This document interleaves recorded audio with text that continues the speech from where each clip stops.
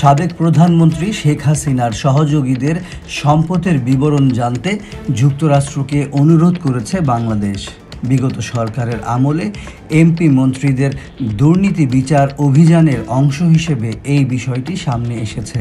British সংবাদ মাধ্যম the financial Times জানায়, সাবেক প্রধানমন্ত্রী শেখ হাসিনার বাংলাদেশের ব্যাংকিং ব্যবস্থা থেকে বিদেশে পাচার হওয়া প্রায় 2 লাখ কোটি টাকার সন্ধানে যুক্তরাজ্য সরকারের কাছে সহযোগিতা চেয়েছে অন্তর্বর্তীকালীন সরকার। বাংলাদেশ ব্যাংকের গভর্নর আহসান এইচ মনসুর জানান, শেখ হাসিনার সরকার বাংলাদেশের ব্যাংকিং ব্যবস্থা থেকে 13 বিলিয়ন পাউন্ডের সমপরিমাণ 2 লাখ কোটি টাকা বিদেশে সরিয়ে নিয়েছে কিনা তদন্ত করছে নতুন প্রশাসন। বাংলাদেশ থেকে যুক্তরাজ্যে পাচার হওয়া অর্থ সম্পদের হদিস পেতে সে দেশের সরকারের দ্বারস্থ হয়েছে অন্তর্বর্তী সরকার। কর্তৃপক্ষ ধারণা করছে যুক্তরাজ্য সহ বেশ কয়েকটি দেশে সাবেক আওয়ামী লীগ সরকারের সহযোগীরা সম্পদ গড়েছেন।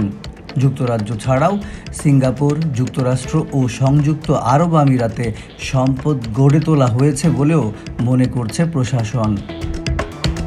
আহসান এইচ মনসুর আরও জানান, এক্ষেত্রে যুক্তরাজ্য সরকার বেশ সহায়তা করছে। তারা অনেক কারিগরি সহযোগিতার প্রস্তাব দিয়েছেন।